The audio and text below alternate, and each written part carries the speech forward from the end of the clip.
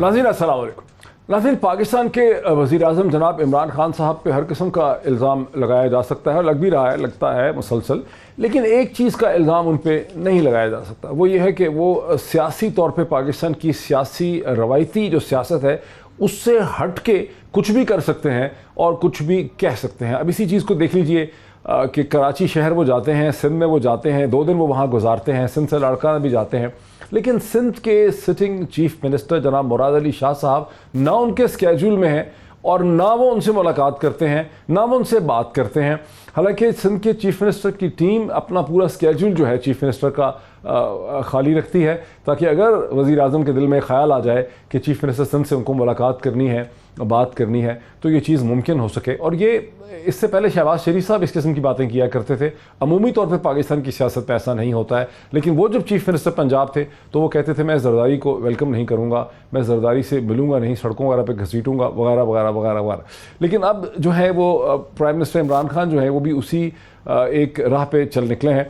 लेकिन 18th amendment के हवाले से जो कुछ उन्होंने कहा, यानी 18th अमेंडमेंट और नेशनल फाइनेंस कमीशन NFC, जिन्हें पाकिस्तान की सियासत में तकरीबन एक मुकद्दम सूरत हाल हासिल है, एक मुक़द्दस सूरत हाल है, सियासी तौर पे बिल्कुल एक मज़हब का दर्जा दे दिया गया है, उस पर जिस किस्म की बातें वज़ीर आज़म ने की, ये तो उन्होंने कहा कि मैं 18th अमेंडमेंट को ख़त्म करना नहीं चाहता, लेकिन उन्होंने कहा कि इसमें बहुत सी खराबियाँ हैं। बहुत खुल के उन्होंने उन खराबियों की तरफ इशारा किया। उन्होंने कहा जल्दी में बहुत सी चीज़ें इसमें डाल दी गई हैं। और NFC अवार्ड के हवाले से उन्होंने ये कहा कि सूबों और सेंटर के दरमियान में जो फिस्कल इम्बैलेंसेस थे उसको एड्रेस करने के लिए NFC अवार्ड को इंट्रोड्यूस किया गया था, लेकिन अब ये NFC अवार्ड जो है कि किसी और ही डायरेक्शन में जा चुका है। बहुत ही इंटेलिजेंट एक पैनल है।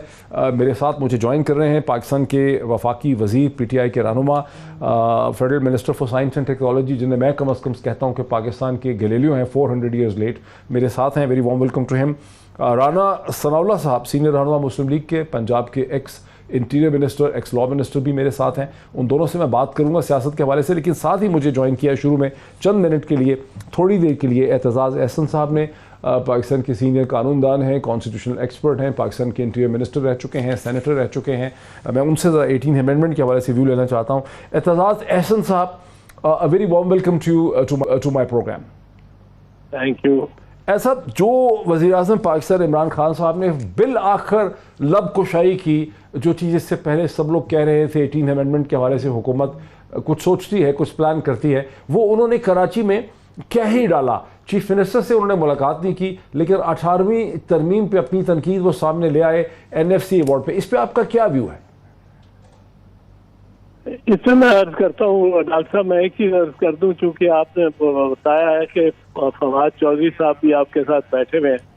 मैं तो देख नहीं पा रहा हूँ आपका प्रोग्राम, पर अगर वो बैठे हुए हैं तो मैं उनको एक मुबारकबाद देना चाहता हूँ कि उनकी वजह से इस दफा इस साल कोई 15 साल बाद 15 साल जो हुक्मरानी की है रुयत हिलाल पे मुफ्ती मुनीब में, 15 साल के बाद पहली दफा फवाद चौधरी की वजह से एक ईद हुई है, और ये इसके दबाव के तहत हुई है। ये हैज टेकन देम फ्रंटली और इसने साइंस के को सामने रखा है। बस मैं इतनी बात, इसमें मेरे पास टाइम चूंकि नहीं है तो इससे ज्यादा नहीं। ये नहीं, तो इसीलिए तो मैं कहता हूं कि फवाद चौधरी पाकिस्तान के गैलीलियो है सर, 400 साल लेट हो गए।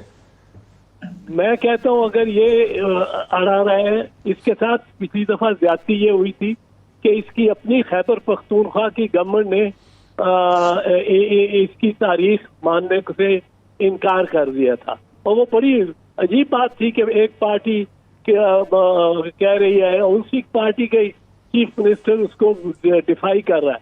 पर अगर ये कमरी का कैलेंडर से ये शमसी कैलेंडर पे हम आ जाए तो दुनिया सारी शमसी कैलेंडर पे है, और रोजे और नमाज का वक्त तो औकात भी शमसी सूरज के मुताबिक होते हैं। कोई ऐसे इतनी अजीब बात नहीं होगी। सिर्फ ये एक बन गया है कि वो जाएंगे और वो ठहरेंगे PC होटल में और उस पे चढ़ेंगे वो जो हबीब बैंक प्लाजा है और वहां से देखेंगे। ठीक है। और फिर नाराज भी होंगे। सर अब ये तो हो गई बात सर, फवाद चौधरी की बहुत तारीफ हो गई सर, ये हमें इसका टुकड़ा काट के इसको सोशल मीडिया पे वायरल कर देंगे। ये बताइए कि आपकी जमात जो 18वीं तरमीम लेके आई थी और जिस एनएससी अवार्ड के साथ आप खड़े हैं, अब तो वजीर आजम ने उसका त्यापांचा कर दिया है कराची में, उसको कैसे देखते हैं आप? देखिए, एक तो चीज ये है कि किसी भी कानून को अगर हम हतमी नहीं समझ सकते। सही। हमारे ईमान के मुताबिक कुरान के अलावा कोई हतमी नहीं है कि जिसमें जेर जबर तब्दील ना की जा सकती है। एग्जैक्टली। तो जेर जबर, और अगर इस पे कंसेंसस नया आता है तो उस पे उन पार्टीज को अगर साथ लिया जा सकता है, अगर लिया जा सकता है कि जिनके साथ रैशनल डिबेट होनी चाहिए। एक खामी है 18वीं तरमीम में जिसका लोग जिक्र नहीं करते, और वो खामी और उसकी वजह से वो जो प्रोसेस इस्तेमाल हुई 18वीं तरमीम को बनाने में। जी जी ठीक है, लेकिन सर आप भी तो रजा रब्बानी साहब के साथ ही थे ना 18वीं तरमीम बनाते हुए। मेरी यार सुन ले, यही तो चीज है, यही मैं अर्ज करने लगा। 342 मेंबर ने बहस नहीं की और न ही सेनेट में 104 सेनेटर्स ने बहस की। दोनों हाउसेज की एक कमेटी बनी थी जिसमें 29 मेंबर थे। उसमें उसके रजा रब्बानी चेयरमैन थे, बड़ी मेहनत की थी उस कमेटी में। एहसन गफर साहब भी थे जो सेनेटर थे, बड़े बड़े बड़े नाम थे, और 29 आदमी मेंबरान थे। 29 मेंबरान ने जो बड़ी मेहनत करके, बड़ी डीप डिस्कशन करके, कोई 4-5 महीने लगा के दिन रात बैठ के ये जो मुसवदा और जो तजवीज पेश की उसको कौमी असेंबली और सेनेट से बगैर डिबेट के पास किया गया। सही है। तो इसके हक में है वो हाँ कहे, जो इसके खिलाफ है वो ना कहे। तो ये खामी मैं समझता हूँ। तो फिर तो एतजाज साहब, ये बड़ी आपकी ग्रेटनेस है कि फिर वजीर आजम इमरान खान जो कह रहे हैं उसको तो फिर सपोर्ट करते हैं ना। वो भी यही कह रहे हैं कि उसमें उस पर सही डिबेट नहीं हुई, उसमें जल्दी में चीजें उसको कर दी गई हैं, वो डिबेट होनी चाहिए थी। डिबेट होनी चाहिए जी। डिबेट तो मैं तो इमरान खान से बहुत पहले का कह रहा हूँ। बिल्कुल सही। मैं तो पहले का कह रहा हूँ ये। अच्छा, एक कमेंट और कर दीजिए कि एनएससी अवार्ड को भी तो फिर देखा जा सकता है ना, उसमें जो डिस्ट्रीब्यूशन है सेंटर और प्रोविंसेस की। My last question to you.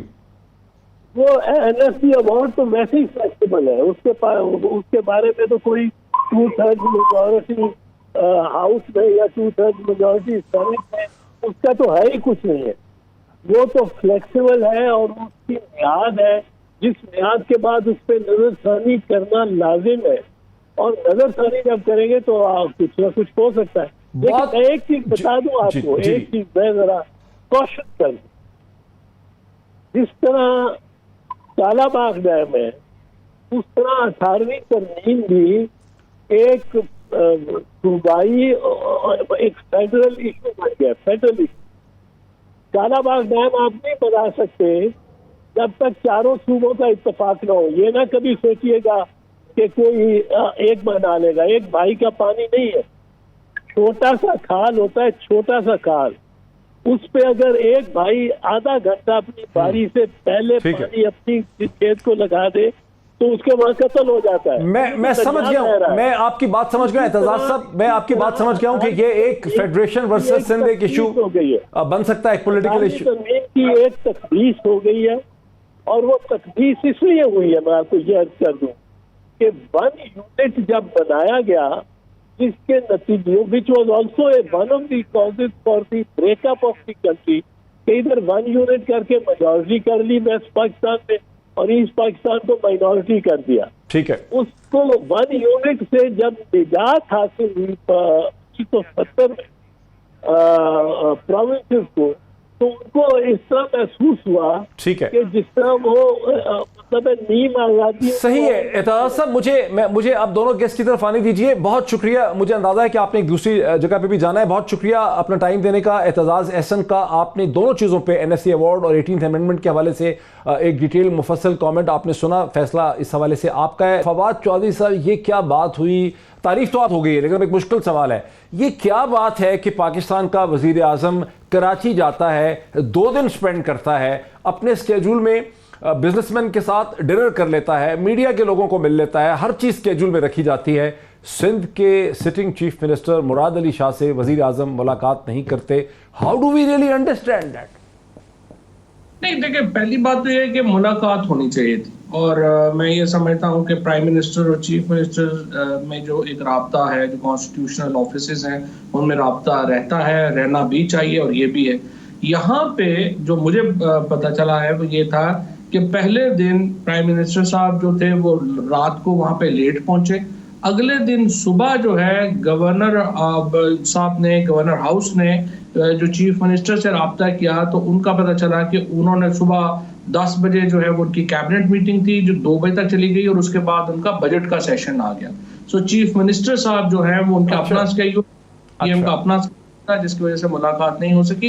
Otherwise I seriously obviously think that prime minister obviously जब वो काउंसिल ऑफ कॉमन इंटरेस्ट पे मिल सकते हैं, बाकी जगहों पे मिल सकते हैं, तो वहां पे भी मिल सकते थे, और मिलना भी चाहिए, कोई ऐसा इसमें प्रॉब्लम नहीं है। लेकिन अपने अपने स्केड्यूल की वजह से जो है वो मुलाकात नहीं। लेकिन जो स्केड्यूल चल रहा है व्हाट्सएप के ऊपर, जो स्केड्यूल चलता है व्हाट्सएप के ऊपर, जो प्राइम मिनिस्टर का स्केड्यूल लीक कर दिया गया है व्हाट्सएप, उसमें नहीं है कोई ऐसी प्लान मीटिंग। और मुर्तज़ा वहाब ने तो बाकायदा इसके ऊपर एक स्टेटमेंट दी है जो अखबारों में छपी है, जिसमें वो कहते हैं कि हम तो वेट करते रहे ना, हमें पहले बताया गया प्राइम मिनिस्टर के आने से पहले, हम बाद में भी इंतज़ार करते रहे, हमने चीफ मिनिस्टर की सारी मसरूफियात भी हमने सस्पेंडेड रखी कि प्राइम मिनिस्टर की टीम कॉन्टेक्ट करेगी। वो फिर क्या है? नहीं, तो this is what I told you ना, कि उनकी नहीं थी। पहले दिन तो पीएम साहब पहुंचे रात को, मैं 8:30-9 बजे थे कराची, और अगले दिन सुबह जो थे वो मुराद अली शाह साहब की मसरूफियात थी। सो ये अगर पहले दिन वो जिस तरह मैंने बताया कि उनका अपना स्केड्यूल था जो जिसके ऊपर जो है वो नहीं हो सका, फिर पीएम साहब ने लड़काना जाना था, वो लड़काना चले गए। सो सच ऐसा नहीं है कि पीएम ने कोई वो इतनी मतलब आपस में उनकी तलखियां हैं कि वो पीएम उनको मिल ही नहीं सकते या देख ही नहीं सकते, ऐसी कोई बात नहीं। ऐसा नहीं है। मेरे साथ रहिए राना सनालो साहब। अभी आपने एतजाज एहसन साहब को भी सुना, जिन्होंने बहुत ही खंदा पेशानी से, बहुत ही आप कहेंगे कि जनरॉसिटी शो की पाकिस्तान की पॉलिटिक्स में नहीं होती। उन्होंने माना कि 18वीं तरमीम को लाते हुए एक बहुत बड़ी मिस्टेक हो गई कि एक सेलेक्ट कमेटी जो थी उसके मेंबरान के दरमियान तो बहस हो गई, उन्होंने मेहनत भी बहुत की, लेकिन उसको पाकिस्तान की पार्लियामेंट और नेशनल असम्बली में एक ओपन डिबेट उसमें हुई ही नहीं है, उस पर वो कंसेंसस वाइडर डेवलप हुआ ही नहीं है। आपकी जमात भी पीपल्स पार्टी के साथ थी। अब इस पे, और इससे पहले भी एक प्रोग्राम में आप एक बड़ी भरपूर डिस्कशन आप कर चुके हैं जब कमर ज़बान कायरा साहब थे और आप थे और अली मोहम्मद खान थे। अब इस पे क्या पोजीशन है आपकी? नहीं, देखिए, इसमें एतजाज एहसन साहब ने जो बात की है, मैं ये बात नहीं समझ सका, हालांकि वो बड़े लॉ नोइंग इंसान हैं। जो लेजिस्लेटिव प्रैक्टिस है, जब कोई चीज़ जो है वो स्टैंडिंग कमेटीज़ में या स्पेशल कमेटीज़ में एट लेंथ डिस्कस हो जाती है, और उसके बाद पार्लिमानी ग्रुप्स जो हैं और उनमें डिस्कशन हो जाती है, और जब पार्टी की लीडरशिप और पार्टीज़ में इत्तफाक़ राय हो जाता है, तो फिर ऐसी लेजिस्लेशन को या ऐसी अमेंडमेंट्स को जो है वो फिर हाउस में जो है वो उसके ऊपर फिर डिबेट जो है वो कम होती है। हमेशा जब हाउस में डिबेट होती है तो उसके डिबेट के नतीजे में स्टैंडिंग कमेटीज़ बनती हैं, उस डिबेट के नतीजे में जो है वो स्पेशल कमेटीज़ बनती हैं। ये मामला जो है ये न सिर्फ उस असम्बली में बल्कि उससे पहले असम्बलीज़ में भी ये हमेशा ये डिबेट होता रहा, इसके ऊपर एहतजाज होता रहा, इसके ऊपर लोगों की राय आती रही, और वो सारी जो डिबेट्स डिस्कशंस थी उन्हीं के नतीजे में ये फिर एक स्पेशल कमेटी जो है वो बनी, जिसमें तमाम पार्लिमानी पार्टीज़ को जो है वो उसमें जगह दी गई।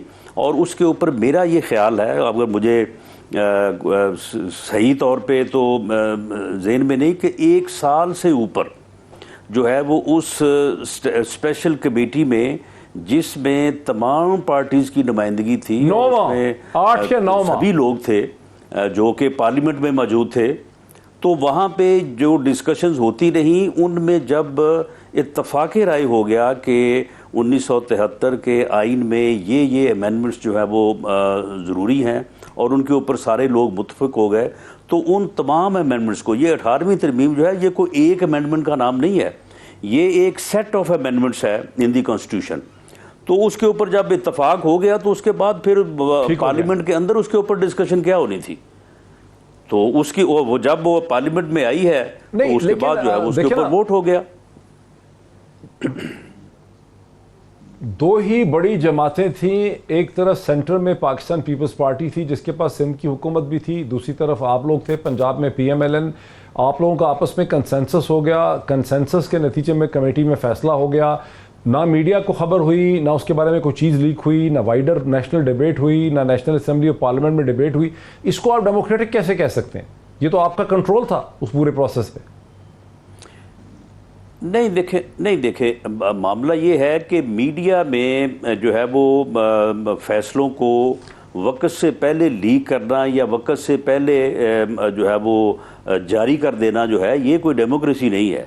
ये तो फैसला करने वालों का फैसला है कि अगर वो एक चीज़ जो है वो किसी नतीजे पे पहुंचने के बाद उसको जारी करते हैं या उसके मतलब मीडिया से बात करते हैं, तो ये भी उनका फ़ैसला है। और अगर वो अपने फ़ैसले की हसासियत को मद्देनज़र रखते हुए ये फ़ैसला करते हैं कि जब ये फ़ैसला हो जाएगा तो उसके बाद जो है वो मीडिया को और सबको जो है वो ख़बर हो जाएगी, तो ये भी उन्हीं का फ़ैसला है। तो अगर किसी मरहले पे उन्होंने ये फ़ैसला किया और उसके मुताबिक एक्ट किया तो ये उनका फ़ैसला था। अच्छा फवाद चौधरी साहब, ये इस किस्म की जो लेजिस्लेशन है जिसमें आवाम को पता ही ना चले, नेशनल डिस्कोर्स हो ही ना, जिसमें पार्लियामेंट में ओपन डिबेट हो ही ना, क्या इस किस्म की, जो कि वकील आप भी रहे हैं, इस किस्म की जो लेजिस्लेशन है ये होती है बरतानिया अमेरिका वगैरह में जहां से हम अपना सिस्टम डिराइव करते हैं? देखिए 2-3 बातें हैं जिसके ऊपर मैं बात करना चाहूंगा। पहली बात तो ये है कि 18वीं तरमीम सारे की सारी बुरी है, बिल्कुल भी नहीं। 18वीं तरमीम सारे की सारी बहुत परफेक्ट है, बिल्कुल भी नहीं। इसी तरीके से जो NFC अवार्ड है उसका फॉर्मूला क्या परफेक्ट है, बिल्कुल भी नहीं। ये तीनों चीजों को हमें सामने रख के डिबेट करनी चाहिए। पहली बात तो मैं आपकी बात से 100% एग्री हूं और मैं राणा साहब से बिल्कुल एग्री नहीं करता कि जो कॉन्स्टिट्यूशनल अमेंडमेंट है वो मीडिया में उसके ऊपर डिस्कशन नहीं होनी चाहिए और कंसेंसस पहले बिल्ड होना चाहिए। जब भी आप कॉन्स्टिट्यूशनल अमेंडमेंट करें, एंड इवन आई बिलीव कि अगर आप लॉ में अमेंडमेंट भी करें, इसके ऊपर एक वाइडर डिबेट मीडिया में, पार्लियामेंट में होनी चाहिए ताकि आपको क्रिटिकल उसके जो पहलू हैं वो भी उसके जो है वो सामने आ सके और एक वाइडर कंसेंसस से चीजें हों। और स्पेशली जो कॉन्स्टिट्यूशन है वो तो नाम ही वाइडर कंसेंसस का है, लिहाजा उसके ऊपर डिबेट होना बड़ी जरूरी है, जो इस केस में नहीं हुई थी, जो गलत हुआ था। और इर्तिजाज अहसन साहब बिल्कुल उसके ऊपर ठीक कह रहे हैं। अब दूसरी इसमें देखिए प्रॉब्लम, जिसमें अगर आप खूबियां देखें और इसकी खामियां देखें, सबसे बड़ी खूबी इसकी ये है कि परवेज मुशर्रफ साहब के दौर में एक बहुत अच्छा लोकल गवर्नमेंट सिस्टम लाया गया था, लेकिन उसमें प्रॉब्लम ये रह गई कि प्रोविंसेस के इख्तियारात आपने डिस्ट्रिक्ट्स को दे दिए, लेकिन सेंटर से प्रोविंशियल डेवोल्यूशन नहीं हुई। 18वीं तरमीम ने बहुत जबरदस्त काम ये किया कि सेंटर से डेवोल्यूशन कर दी प्रोविंसेस को। अब बुरी बात क्या हुई? बुरी बात यह हुई कि पहले तो आप जरा रिसोर्सेज देखें, इस बजट में आप सिर्फ वाइल्ड गेस करें कि सूबों को कितना पैसा जा रहा है। 3000 अरब रुपया फेडरेशन से ट्रांसफर होगा प्रोविंसेस को। अब सूबों ने क्या किया हुआ है कि वहां पे प्रोविंशियल फाइनेंस अवार्ड नहीं कर रहे, लिहाजा जब हम ये कहते हैं कि सूबों को पैसा जा रहा है तो बेसिकली चीफ मिनिस्टर्स को पैसा जा रहा है। चीफ मिनिस्टर्स ने नीचे के भी सारे इख्तियारात अपने पास ले लिए हैं, फेडरेशन से भी सारे इख्तियार उनके पास चले गए, और प्राइम मिनिस्टर साहब ने बिल्कुल he has actually hit the nail on the head when he said कि चीफ मिनिस्टर्स और डिक्टेटर बन गए हैं पाकिस्तान में। और मैं उसकी सबसे आसान मिसाल आपको देता हूं। आप पिछले जो 10 साल में या 15 साल में जो चीफ मिनिस्टर्स हैं उनकी अपनी कॉन्स्टिट्यूएंसीज में स्पेंडिंग देखें और बाकी पूरे जो सूबे हैं उनकी स्पेंडिंग देख लें। इन्होंने अभी भी देखें या बाद में जहां पे भी देखें, मसलन आप मुझे आप बताएं, शहबाज शरीफ साहब को एक वाइल्ड गेस आप करें, उन्होंने कितना पैसा पंजाब में खर्चा होगा? कम अज कम 1500-1600 अरब रुपया शहबाज शरीफ साहब एक आदमी जो है वो पंजाब में खर्च करके चले गए। कायम अली शाह, मुराद अली शाह साहब ने कम अज कम 1000 अरब रुपया सिंध के ऊपर जो है वो खर्च कर दिया। बलोचिस्तान जिसकी आबादी 75, 80, 85 लाख थी, वहां के जो MPA हैं उनको 60 करोड़ रुपए से 80 करोड़ रुपया तक सालाना जो है वो आपने जो है वो वहां पे फंड्स दिए। जो पैसा उजाड़ा गया पाकिस्तान का और जिसकी वजह से जो डेट है पाकिस्तान का वो इतना बड़ा हो गया, आप देखिए $40 बिलियन के ऊपर पहुंच गया। इसमें 18वीं तरमीम का बहुत बड़ा रोल था। और दूसरा जो इंपॉर्टेंट बात हो गई कि आर्टिकल 1 बहुत ही अहम सवाल आपने उठा दिए, मुझे ब्रेक लेने दीजिए। फवाद चौधरी साहब ने जो बहुत ही अहम नुक्ते सवाल शुमार हमारे सामने रखे हैं नाज़रीन हम सबके सामने, इसके ऊपर हम जवाब देना चाहेंगे राना सनाउल्लाह साहब का एक ब्रेक के बाद।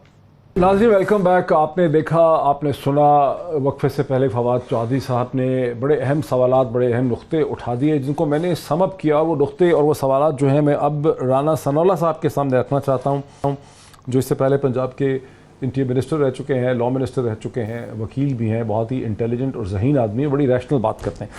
राना साहब, फवाद चौधरी साहब क्या कह रहे हैं?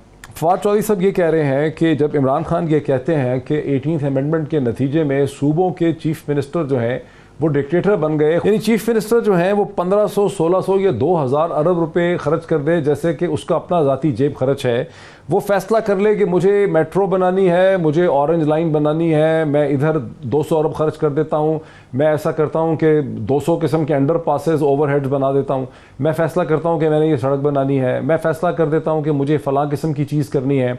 सिंध चले जाएँ तो मैं फ़ैसला कर देता हूँ कि मैंने लोकल गवर्नमेंट को तो चलने नहीं देना, लेकिन मुझे सिंध बिल्डिंग कंट्रोल अथॉरिटी पे मुकम्मल कंट्रोल चाहिए SCBA के ऊपर। मैं कराची म्यूनसिपल जो कॉरपोरेशन है उसका मुकम्मल कंट्रोल मुझे चाहिए, चूँकि मैं चीफ मिनिस्टर हूँ, मैं खुदा हूँ, मैं फाइनेंशियल सेंस में खुदा हूँ। ये है वो गुनाह 18th अमेंडमेंट का जो फवाद चौधरी साहब ने डिस्क्राइब किया ब्रेक से पहले। एडमिनिस्ट्रेटिव सेंस में भी, सिर्फ फाइनेंशियल में नहीं। देखें जी बिल्कुल, देखें इसमें मामला ये है कि देखिए बात इस तरह से है कि जो बात फवाद चौधरी साहब ने की है और जिसको आपने समराइज़ किया है, अब आप इसी बात को ले लें। अब इसमें यह है कि कसूर है चीफ मिनिस्टर का, एक शख्स का, और हालांकि चीफ मिनिस्टर का जितना भी इख्तियार है, बजट की जितनी भी रकम होती है वो 1500 खर्च करे या 1000 खर्च करे या 800 अरब खर्च करे, उसकी उसने जो है बाकायदा बजटेड जो अपना डेवलपमेंट प्रोग्राम होता है उसके तहत उसने असम्बली से उसकी अप्रूवल लेनी होती है। लेकिन मामला ये है कि इसमें वज़ीर आला का जो अगर कोई उसका कसूर है तो उसमें फिर उस सूबे के अवाम का क्या कसूर है? भाई अगर चीफ मिनिस्टर ने आगे डिस्ट्रिक्ट फाइनेंस कमीशन नहीं बनाया या वो डिस्ट्रिक्ट को जो है वो फाइनेंस जो है वो अपनी मर्ज़ी से जो है वो डिस्ट्रीब्यूट करते हैं और उसके लिए कोई एक तरीक़ाकार नहीं बनाया गया, तो इसमें ये 18वीं तरमीम का क्या कसूर है? ये कसूर तो फिर उस सूबे का हुआ, सूबे की असम्बली का हुआ या चीफ मिनिस्टर का हुआ। वफाक को चाहिए कि वफाक सूबों को इस बात पे लाए कि जी तमाम सूबे जो हैं वो अपना फंड्स खर्च करने के लिए जो है वो वहाँ पे लोकल डिस्ट्रिक्ट कमीशन बनाए, फाइनेंस कमीशन बनाए, जो कि पूरे सूबे में मुतवाज़ी और मसावी जो है वो फंड्स की तकसीम करे। तो ये इसका हल ये है, इसका हल ये तो नहीं है कि आप सूबों को पैसा देना ही बंद कर दें या सूबों का हिस्सा आप कम कर दें। नहीं थोड़ा सा मैं ऐड कर लूं। आप ये तो नहीं कह रहे। नहीं, मैं ये नहीं कह रहा। मैं देखिए राणा साहब की इस बात के ऊपर मैं राणा साहब से एग्री हूं कि ये कोई रीजन नहीं है कि आप इसके ऊपर जो है वो सूबों का जो कम कर दें। मसला क्या है, देखिए वो जो कम करने का मामला है ना वो एक अलहदा है, वो आर्गूमेंट्स 3 अलहदा है, वो मैं 1 मिनट में आता हूँ। मसलन आप देखिए हो क्या रहा है, हो ये रहा है कि मसलन फैसलाबाद जो है वो कंट्रीब्यूट कर रहा है, आप समझिए कि 30% सूबे के बजट में। फैसलाबाद के ऊपर खर्च जो है वो 10% हो रहा है। अब इसकी जो क्लासिक मिसाल है ना वो मैं आपको देता हूँ घोटकी की। घोटकी जो सिंध में है वो सिंध का गैस का हब है। सो तमाम जो गैस इस वक्त सिंध का जो आ रही है वो घोटकी उसका मरकज है। अब असूलन तो घोटकी को पैरस होना चाहिए जितना वहां पे रिसोर्सेज निकल रहे हैं वो, लेकिन हकीकत ये है कि जितना पैसा घोटकी का आ रहा है वो घोटकी में तो 1 टका नहीं लग रहा। इसी तरीके से जो हमारे अपने सूबे हैं, मेरा जो झेलम है, हमें हमारा हिस्सा, हम 300 अरब रुपया कंट्रीब्यूट करते हैं, हमें टका नहीं दे रहे। और इसी तरीके से जो बाकी हमारे इजला है, जो आप छोटे इजला है, उनको उनका हिस्सा नहीं मिल रहा। तो मेरा पॉइंट ये है, और आर्टिकल 140A जो है ये कहता है कि provincial government shell devolve political, administrative and financial authority to districts, जो इस वक्त नहीं कर रहे हैं और ये कॉन्स्टिट्यूशनल वायलेशन है। आप प्राइम मिनिस्टर साहब की बिल्कुल बात जो है वो सही है, इसलिए इसके ऊपर बातचीत होनी चाहिए। अब सेकंड आइए कि दूसरी डिबेट क्या है। दूसरी डिबेट ये है कि देखें जो कर्जे हैं इस वक्त, एक तो मोइज जरा एक और फिगर जरा अपने सामने रखिए। टोटल आमदनी जो इस वक्त फेडरल गवर्नमेंट की या पाकिस्तान की है वो है 8,000 अरब रुपए। उसमें से 3,200 अरब रुपया आप दे देते हैं कर्जों की वापसी में, 3,000 अरब रुपया आपका चला जाता है सूबों को, 1,800 अरब रुपया आप डिफेंस को। तो आप जब फेडरल गवर्नमेंट के एक्सपेंसेस निकाल के बजट शुरू करते हैं तो आप -600 अरब रुपए से फेडरल गवर्नमेंट का बजट शुरू होता है। यानी सारा पाकिस्तान का जो बजट है उसमें आपने ये तय करना है कि आप कर्जा कितना लेना है आगे चलने के लिए, और कोई बजट ही नहीं है। अब यहाँ पे क्या प्रॉब्लम है, आपने बाहर से कर्जा लिया, कर्जा चारों सूबे, मसलन ऑरेंज ट्रेन लाइन के ऊपर जो है आपने कर्जा खर्च किया, लेकिन अब पे सिर्फ जो है वो आप इस्लामाबाद कह रहे हैं कि वो करे। इसलिए जरूरी है कि जो बैरूनी कर्जे हैं उनमें जो प्रोविंसेस हैं वो अपना हिस्सा दें। इसी तरह से जो मेगा प्रोजेक्ट्स हैं उनमें जरूरी है, द्यामेर भाषा डैम बन रहा है, सारे सूबों को उसका फायदा होगा, सूबों को उसमें हिस्सा डालना चाहिए। And last but not the least, जो डिफेंस है हमारा वो पूरे पाकिस्तान का डिफेंस है। ये नहीं हो सकता कि सिर्फ मरकज के हम जिम्मे डाल दें और सूबे कहें कि हम उसमें हिस्सा नहीं देंगे। लिहाजा ये जो 3 एरियाज हैं इसके ऊपर एनएफसी में सूबों को अपना शेयर जो है, हिस्सा बकदर जुस्सा जो है वो डालना चाहिए। ये सिर्फ आर्गुमेंट है एनएफसी। राना साहब योर रिस्पॉन्स। जी देखें पीरजादा साहब, ये बात जो है, ये आर्गूमेंट जो है, ये बुनियादी तौर पे ये इसमें डिफेक्ट ये है कि फवाद चौधरी साहब ये कह रहे हैं कि देखें जी मरकज़ जो है उसने कर्जे भी वापस करने हैं, उसने जो है वो डिफेंस के ऊपर खर्चा भी करना है, ये सूबे जो हैं ये सूबे अपना हिस्सा क्यों नहीं देते, सूबे भी अपना हिस्सा दें कर्ज़ों की वापसी में, डिफेंस के खर्चे के ऊपर, और उसके बाद जो है ये अपना खर्चा करें। मामला ये है कि वफाक जो है, वफाक जो मिसाल के तौर पे 100 रुपया इकट्ठा करता है, और वो 100 रुपये जो इकट्ठा करता है वो कहाँ से करता है? वो सूबों से करता है, वो इजला से करता है, वो सूबों में जो जहाँ पे अवाम बस रहे हैं वो वहीं से करता है। और करने के बाद मिसाल के तौर पे जो इस वक्त रेशो है गालबन, अगर मैं करेक्ट बात कर रहा हूँ तो 52 समथिंग जो है वो सूबों का हिस्सा है और 48% जो है वो वफाक का हिस्सा है। वो 48 जो हैं सर ऑलमोस्ट 58 भी, लेकिन फवाद तो ये कह रहा है कि वो पैसा वहां लग नहीं रहा। फवाद ये कह रहा है कि वो पैसा जो इकट्ठा हो रहा है वो घोटकी में, फैसलाबाद में, छोटे शहरों में, कस्बों देहात में, बलोचिस्तान में लग नहीं रहा। जो बलोचिस्तान के नाम पे लिया है वो तो ये बात कर रहा है। नहीं, दैट इज अनदर थिंग। नहीं, देखिए पीरजादा साहब, वो डिबेट वो है जो हम पहले नुक्ते पे कर चुके हैं कि अगर आपने एक सूबे को उसका जो हिस्सा बनता था उसको दे दिया और उस सूबे ने आगे अपने इजला में जो है वो प्रोविंशियल फाइनेंस कमीशन के तहत एक मसावी तकसीम नहीं की, तो फिर वो आप उस पैसे देने के अमल को या पैसे देने को या उसके हिस्से को कम करने की बात ना करें। आप एतराज इस बात पे करें कि तो वो आपने क्यों नहीं किया, और उस मसावी तकसीम के लिए जो है वो अगर कोई आईनी बेनिफिट हो सकती है या उसके ऊपर पंजाब पे हुकूमत की 2 दफा ब्रॉड कंसेंसस पैदा किया जा सकता है, वो किया जाना चाहिए। नहीं, मैं ये बात कहता हूं कि मसावी तकसीम अगर नहीं हो रही तो नहीं, सुन ले ना, मेरी बात सुन ले। किसी ने की, क्यों नहीं की या नहीं की, हम इस वक्त एक प्रिंसिपल डिबेट कर रहे हैं। मैं ये बात कह रहा हूं कि ये होना चाहिए, एक सूबे का जो भी तरक्याती फंड है उसको अपने सूबे के तमाम हिस्सों के ऊपर उसको मसावी तकसीम करना चाहिए। अब ये जो डिबेट है ना कि हमने किया या नहीं किया, ये एक अलग चीज़ है। हमारा जो वर्जन है या हमारा जो मौक़िफ़ है वो ये है कि हमने किया है। अब फवाद चौधरी साहब का होगा कि ये नहीं किया, वो तो एक अलग डिबेट है। अब आ जाए आप इस बात के ऊपर कि जो 100 रुपया यानी फर्ज करें कि 100 रुपया इकट्ठा हो रहा है, उसमें से 48% रह गया वफाक के पास, 52% चला गया सूबों को। अब ये कहना कि जी 52% को ज़्यादा चला गया, इसमें कमी करें और 48% को बढ़ाएं क्योंकि वफाक ने कर्जे भी वापस करने हैं, वफाक ने डिफेंस में भी खर्च करना है, और भाई 48 भी तो सूबों के हैं ना। नाज़रीन, ये सारा पर्सपेक्टिव आपने सुन लिया। यहाँ पे हम बढ़ रहे हैं एक ब्रेक की तरफ। राना सनाउल्लाह साहब और फवाद चौधरी साहब दोनों का बहुत शुक्रिया। ब्रेक के बाद एक मेडिकल डेक्सामेथासोन के हवाले से पाकिस्तान में कोविड-19 पे इस वक्त जो एक खप पड़ी हुई है, जिसकी हुकूमत भी एक्सप्लेनेशन दे रही है, उस पर भी हम बात करते हैं आफ्टर द ब्रेक। नाज़रीन, वेलकम बैक।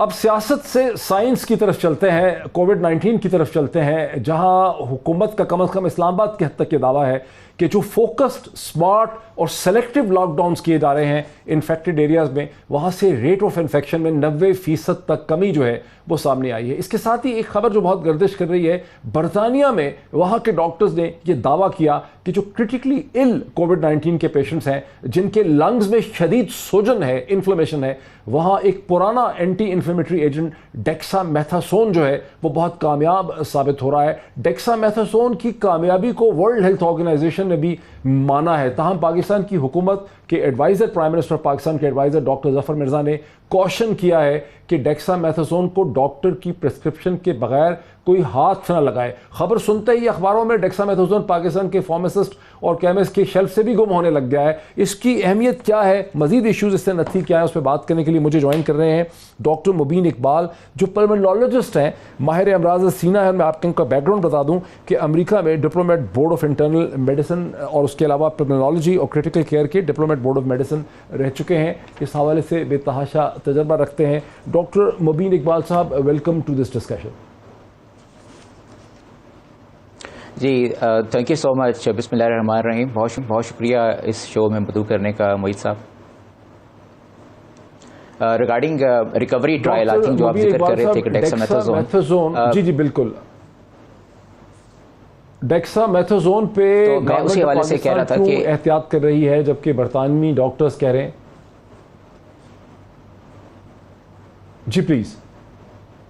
जी हाँ, तो जी ऐसे ही। तो रिकवरी ट्रायल जो है वो प्राइमरीली यूके से आया है, और चूंकि एक रैंडमाइज कंट्रोल ट्रायल है, और हम जब भी कोई स्टडी देखते हैं तो ऐसा ट्रायल जिसमें कि हम दवाइयों को कंपेयर कर सकें ग्रुप्स के हवाले से, तो हमेशा उसकी वैल्यू ज़्यादा होती है।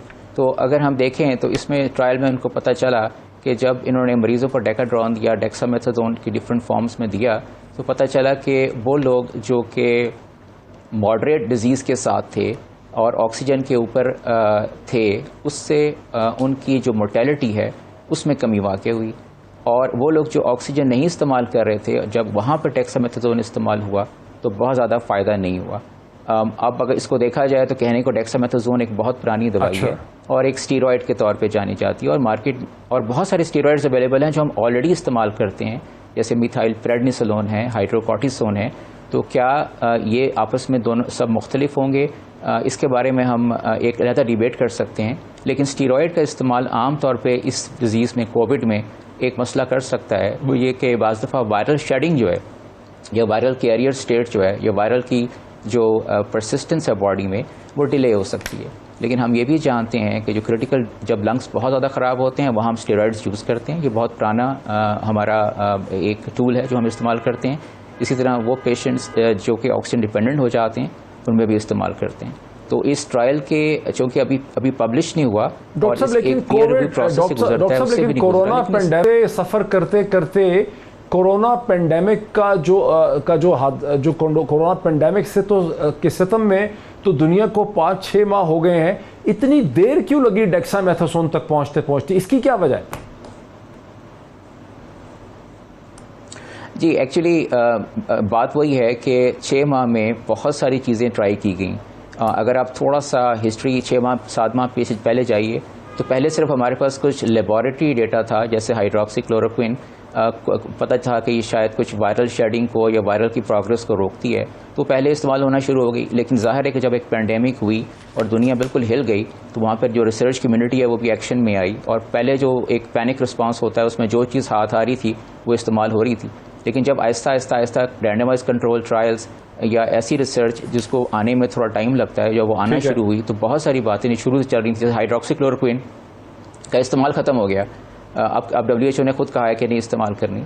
इसी तरह और थेरेपी सामने आई, एंटीवायरल्स जो हैं कुछ पहले हम इस्तेमाल कर रहे थे। लेकिन जब से डोनाल्ड ट्रंप हाइड्रोक्सीक्लोरोक्विन इस्तेमाल कर रहे थे डॉक्टर साहब, तब तो पूरा पाकिस्तान में बहुत से अरबाबे इख्तियार हैं जो हाइड्रोक्सीक्लोरोक्विन इस्तेमाल करते रहे। लेकिन डॉक्टर साहब, ऑक्सीजन का आपने कहा कि जिन लोगों को ऑक्सीजन मिल रही थी, लेकिन हम ये सुन रहे हैं कि ऑक्सीजन के सिलेंडर्स की भी कमी है। रोज टेलीविजन के ऊपर खबरें आती हैं कि ऑक्सीजन के सिलेंडर महंगे हो गए हैं, मुश्किल हो गए हैं। वो मामला किस हद तक सीरियस है? ये बहुत सीरियस है, इसलिए कि ये कोविड का जो असल प्रॉब्लम ही लंग्स का निमोनिया है, और जाहिर है कि ऐसे पेशेंट्स को जो सीरियस होकर अस्पताल में दाखिल होते हैं उनको ऑक्सीजन की मिकदार जिस तरीके से चाहिए होती है वो बहुत ज़्यादा होती है, और इस हद तक ज़्यादा होती है कि हमारे जो एग्जिस्टिंग स्ट्रक्चर्स है या अवेलेबिलिटी ऑफ ऑक्सीजन के जो रिसोर्सेज थे वो सब के सब एग्जॉस्ट हो रहे हैं। और फिर ऐसे भी कुछ प्लांट्स हैं जो लोड शेडिंग की वजह से या शायद किसी और रिस्ट्रिक्शंस की वजह से जो सप्लाई ऑफ ऑक्सीजन है बहुत बुरी तरह मुतासर हो रही है। आई थिंक ये आज मैं थोड़ी देर पहले ही खबर पढ़ रहा था जिसमें कि गवर्नमेंट ने इसका नोटिस लिया है और आई थिंक इस पर वो काम भी करना शुरू कर दिया है। लेकिन डॉक्टर साहब, साथ ही हम ये भी सुनते हैं कि जो प्राइवेट हॉस्पिटल्स हैं इस्लामाबाद में, लाहौर में, कराची में, उन्होंने अपनी कॉस्ट, अपना खर्चा, अपनी फ़ी इतना बढ़ा दिया है कि एक दिन का खर्चा 1 लाख का है, लोगों को 10-10, 15-15 लाख रुपया देना पड़ रहा है। इस मामले को कैसे एड्रेस किया जाए? आई थिंक इसमें वही बात आ जाती है कि हमारा जो पब्लिक हेल्थ जो केयर है वो भी कुछ ओवरवेल्म्ड है, और जब उसका ओवरफ्लो जो है वो प्राइवेट सेक्टर की तरफ जाता है तो डिपेंड करता है कि प्राइवेट सेक्टर उसे कैसे हैंडल करता है। उसमें एक जो बहुत बड़ी चीज़ है जैसे ऑक्सीजन का इस्तेमाल है, वेंटिलेटर का इस्तेमाल है, एंटीबायोटिक्स का इस्तेमाल है, फिर जो स्ट्रक्चरल ऑल्टरेशंस करनी पड़ती हैं। हम अपने हवाले से मैं कुछ कह सकता हूँ कि जहाँ पे मैंने कुछ थोड़ा सा एक्सपीरियंस किया है, तो वहाँ पे अगर नेगेटिव प्रेशर रूम्स क्रिएट किए जाएंगे जिससे पेशेंट्स की और स्टाफ की सेफ्टी होगी, इसी तरह हाई क्वालिटी का PP या पर्सनल प्रोटेक्टिव इक्विपमेंट इस्तेमाल किया जाएगा, तो उसके इस्तेमाल में भी हमें बहुत सारा एक्स्ट्रा जो इन्वेस्टमेंट है वो करनी पड़ती है। तो आई थिंक इसकी वजह से भी जो कॉस्ट ऑफ केयर है वो that has gone up tremendously. लेकिन आई थिंक इसको शायद बेहतर तरीके से कंट्रोल किया जा सकता है अगर एक पब्लिक और प्राइवेट कंसोर्शियम क्रिएट किया जाए। कैसे? और फिर इस सारी प्रोसेस को देखा जाए कि इस प्राइसिंग को कैसे बेहतर बनाया जा सकता है। लास्ट क्वेश्चन मेरा आपसे ये है कि जो हुकूमत कहती है कि हमने बहुत तैयारी कर रखी है, लेकिन जिस तरह से रेट है नहीं, कल 133 डेथ्स हुई हैं गुज़िश्ता 24 घंटे में, और रेट भी है 5 से 6 हज़ार केसेस मजीद सामने आ रहे हैं, तो क्या हमारे सिस्टम में अभी इतनी कैपेसिटी है कि हम इसे बर्दाश्त कर सकते हैं, इस प्रेशर को? देखें, वही बात है कि आज से चंद माह तक पहले तक जब हम बहुत कम टेस्ट कर रहे थे रोज़ाना के, हम शुरू हुए थे चंद हज़ार टेस्टों से, और आज हम तकरीबन 20 से 25-30 हज़ार तक टेस्ट रोज़ाना कर रहे हैं। तो जितने हम ज़्यादा टेस्ट करेंगे उतने ज़्यादा जो लोग हैं वो पॉजिटिव आएंगे।